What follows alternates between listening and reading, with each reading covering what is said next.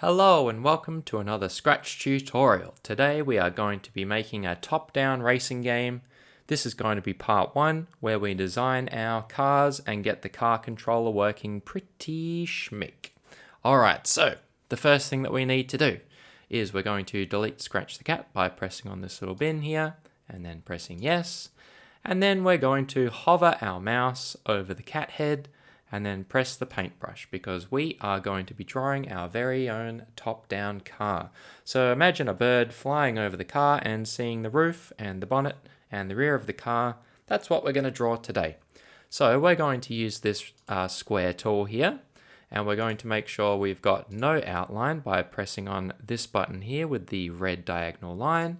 We're then going to pick a color for our car. I'm obviously going to pick red because red goes faster. Now, we're going to draw our car going sideways here. It's going to help with our controller later. And it can be about that big, and we'll drag it on into the center here so it snaps into place. And now we're going to draw another rectangle. Now, you might have noticed that I've clicked off of this rectangle. I just clicked somewhere random in the drawing area here. And let me show you why. So if I had drawn a rectangle and then left the selection box around it where I can resize things, and then I came up to change the color, which I'm about to do, it would change the currently selected box, which is super annoying because we wanted to change the color for the next box that we were going to draw.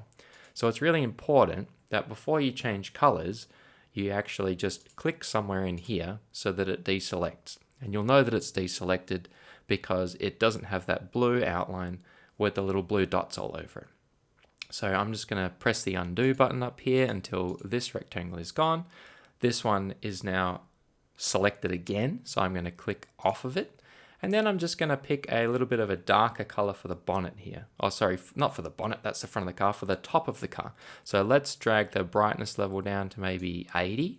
And then I'll just zoom in here a little bit by pressing this plus button on the magnifying glass over here. And then I'm going to, again, use this square tool to kind of just have a little roof on our car, a little bit like that. And now, once I've done that, I'm going to click away again because I'm going to change our fill color again for some headlights here. So I'll come back up to fill, and I would like a kind of like a bright but not very saturated yellowy color for the headlights. Something maybe a little bit like that. So let's just draw a little rectangle here for our headlight. And now, rather than drawing another one, while it's selected, I can hold Control or Command on my keyboard and then tap the letter C to copy.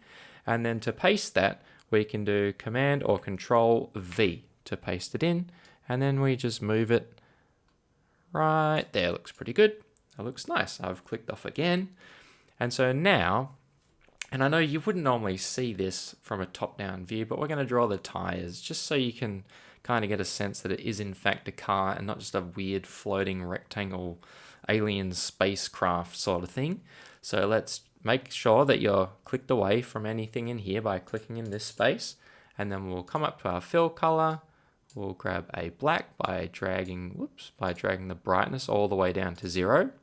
And then instead of using this rectangle tool or square tool, whatever, we'll come over to our line tool and we're just going to draw a little line, probably about there. That is way too thin. Let's make the thickness 5. And you can see sometimes when you undo I just did Control Z or Command Z, but sometimes as well, if you use this undo button here, it will actually go back to the last thing you did and select it again. So you can see here, I'll zoom in again, it's actually now made an outline around the headlight rectangle, which I absolutely did not want to do. So what I'll do is I'll press undo and then undo and then undo, because now it's just changed the size of the outline around a thing we didn't want an outline around. I might press it again. Now it's moved up here. I can move it by pressing on the arrow tool and dragging it back down. We're doing some problem solving here. Look at us go. We'll put it there. Oh, I accidentally pressed right click. We'll put it there. And now it's back. We'll go make sure we're clicked out of any rectangles here. I might just move it up a little bit. We'll click back on the line tool. This time before we do anything, we'll make sure it's size 5. We'll come to our outline color and we'll make it so that the brightness is at 0 for a nice black color. Now, let's come back here to where the wheel would be. That looks okay like that. And then instead of drawing 4 separate wheels and having them all different sizes, we can come to the selection tool, this arrow up here. We'll click on the tire. We'll do Command or Control C and then Control or Command V. And we need to do Command or Control V 4 times so that we've got 4 tires. And we'll just line them up like this. We'll do Control or Command V again. There it is. Utilizing some copying and pasting here, and one more time, Control or Command V. There it is. And now we got a little spiffy car up here. Look at that. Nice and fast and red. Good-o. If you want to put a spoiler on it, you can. If you want to draw an exhaust pipe on it, you can. But to keep this tutorial quick and simple, I'm just going to leave this car as it is. Now, if I use this selection arrow tool and I drag a big old rectangle around this car, we can see that the point of rotation here is in the middle of the car. And now that's a little bit of a problem because in a car, the front wheels are the point of turning. So that's where the axis is that is making rotation. So the car doesn't necessarily rotate here from the middle of the car. So what we're going to do is, again, make sure you've dragged a full-on big old rectangle around your car using this select arrow. And then we're just going to push it up so that this point, this little cross here, is kind of centered nicely between our 2 front wheels. Kind of like that. Okay, and that's going to help when we're turning later. It'll help to make it feel more and more like a car. All right, so now we've done that. We've done the tricky part. We drew a car. Holy moly, that was so difficult. All right, what we do now is we'll head on over to the coding. And let's add some code so we can start driving this car around the screen. So we'll go to Events, and we'll grab a flag. Let me just zoom in a little bit. And I'm going to come to the control blocks, and I'll grab a forever loop. And this is almost very similar to our best movement ever video, but it's a little different. So follow along with me. So we're going to still grab 4 if and then blocks, making sure that you do not grab if, then, and else. And again, if you accidentally put one inside the other one, make sure you pop it out onto the side like that. And then we can go to our sensing blocks and the 7th block down, key space pressed. Again, move it over to here. When you get that white outline, let go. It'll snap into place just like that. We'll grab 4 of those. And then we'll do our same old up, down, right, and left arrows, just like that.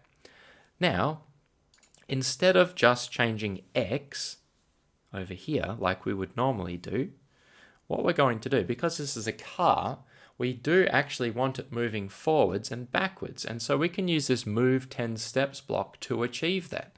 So for the up arrow, we're going to grab move 10 steps, and we might just make it 5 so the car's a bit slower for now. And then we'll come here and we'll grab move 10 steps again. And you might accidentally chuck it in between these 2 if and then blocks here. And you need to remember that to fix this, you need a little tinkering and a bit of problem solving. So you might go to grab this now to put it in here. You grab it, and oh geez, you've taken the whole block of code. So what you need to do is take off all the blocks underneath the problem block and just pop them over here. Don't put them over here or you delete all your hard work. But pop it over here and take the block out, put it in its right spot, and then put it back to how it was. That's pretty easy. Now, for our down arrow, we want to reverse. So let's do -5. Okay, and that will send us backwards. So now if I press the flag, I press up on my keyboard, car drives forwards. I press down on my keyboard, car drives backwards. Nice. All right, now for the right arrow and the left arrow, you would think that maybe we want to like move this car up and down the screen. So we could change Y, right? So maybe the left arrow sends it up and then the right arrow sends it down. So we could do negatives here. And again, maybe let's make it -5 and then 5 for the left arrow. And if I press the flag now, I press up and then I want to turn left, so I start doing that. and it just this doesn't look good. This is not how a car drives at all. It's preposterous. So what we need to do instead of changing Y, we're going to get rid of those, is we're actually going to use these turn blocks. So for our right arrow, making sure we're picking the arrow here that's spinning and pointing to the right, let's grab this and let's change it to something like, I don't know, 7 degrees. That sounds pretty good. And then for the left arrow, let's turn to the left 7 degrees. And now if I press the flag, we can kind of just drive around like this. That feels pretty good. So the only problem now that we have is the car is way too big for the project that we are doing right now. So let's change the size maybe to 50, so it's half of what it is now. That looks pretty good. Now we can kind of just drive around like this. And it feels nice. It kind of feels, because we moved that point of rotation up here in between the wheels, let's just have a look where that is. There it is. Because of that, it kind of feels like the car's drifting when you turn it. So I'm using my up arrow on my keyboard to move the car forward, and then I'm using my right and left arrows to turn the car, and I can press down to reverse. That's pretty funky. And there we go. We've got a car. It moves around the screen. We can control it as we see fit. It looks pretty nice. So that's the end of part 1 of this little series here. In the next part, we will draw the track. And then in the following part, we will add in code so that we can have a little bit of race logic going on. And we'll probably make a duplicate of this here car so that you can have 2 cars and you can race your friends. That'd be pretty sweet, I reckon. All right, I'll see you in the next video.